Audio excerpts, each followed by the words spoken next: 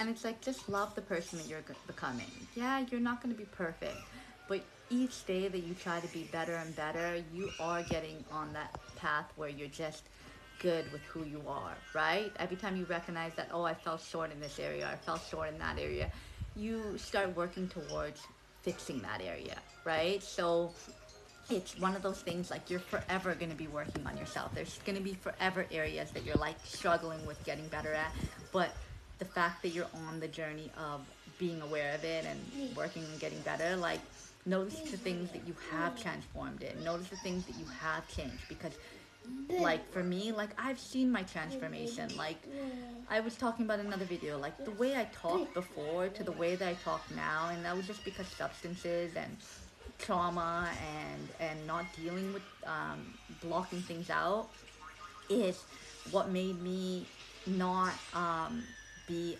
emotionally stable, be in such a reactive state.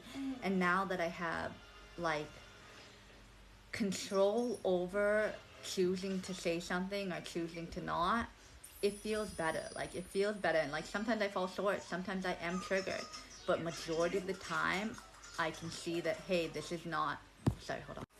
Majority of the time, I don't let triggers get to me. Majority of the time, I'm just in a state where I'm focused on myself, my kids, how to give them a better life, how to get better, how to make things possible, right? Like, that's what I'm thinking about. I'm not thinking about other people's lives and what they're doing and how they're living and blah, blah, blah. Thinking about my life and how to make my life better, right?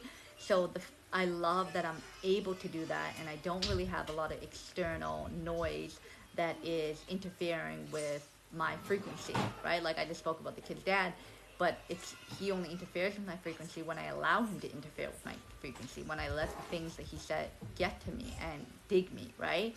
And but I'm still grateful that even when that does get to me, I may be like annoyed and reactive for a bit, like being like, why are you saying this? Like, can you, like, not do this and say the name calls? Like, do you realize that what you're saying is hurtful, and this is why I can't have you anywhere near my vicinity, because of the fact of what you say and how it affects me.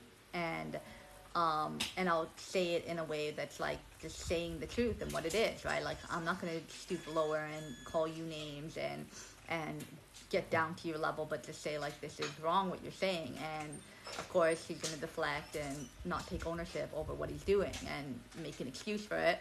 But because he doesn't take ownership and because he's making excuses and he's choosing not to take responsibility, like, who cares?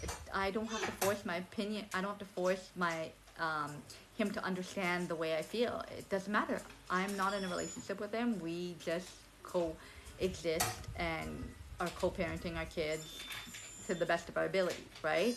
So but it's like he's trying to always, like, send me stuff and get me to see his perspective, but at the end of the day, I don't, and I don't have to see his perspective. He has a perception and I have a perception, and that's okay. We can agree to disagree on things. We don't have to force each other's perception down each other's throat. Like, he's in the 3D world, he's stuck in the 3D mindset, and I'm spiritual, and I see things from a different lens, and that's okay. People don't have to see things for your lens, and that's how you know that you're not compatible with that person. So it's one of those things that, instead of trying to make someone the way you want to make them and the way you think they should be and how they should see things, just accept them for who they are and release them, right? Like, you're not going to change someone. People only change for themselves and believe in what they think is right.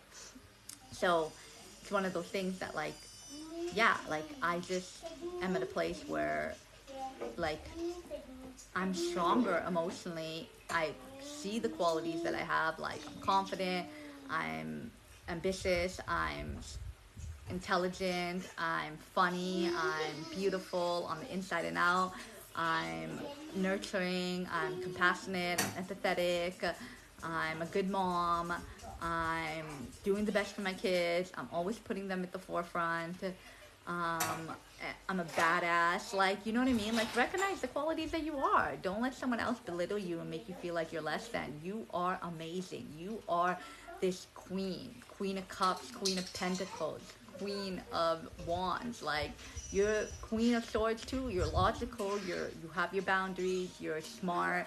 So recognize those things in yourself. Don't let anybody make you feel less than because you don't fit into their box of who they want you to be. No, be your free spirit and spread your wings and fly, right?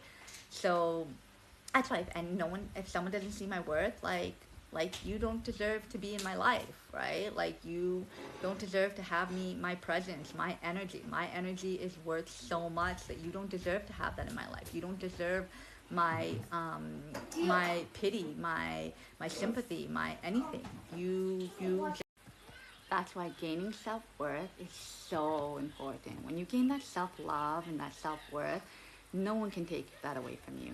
That's when you don't even care to be with someone. That anyone that comes to your life is just an addition to your life. You don't need them in your life. Whereas before you felt like you needed love to be fulfilled. But when you gain self-love, like, literally you won't tolerate disrespect.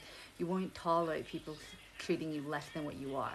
That you'll only allow people in your life who see your value.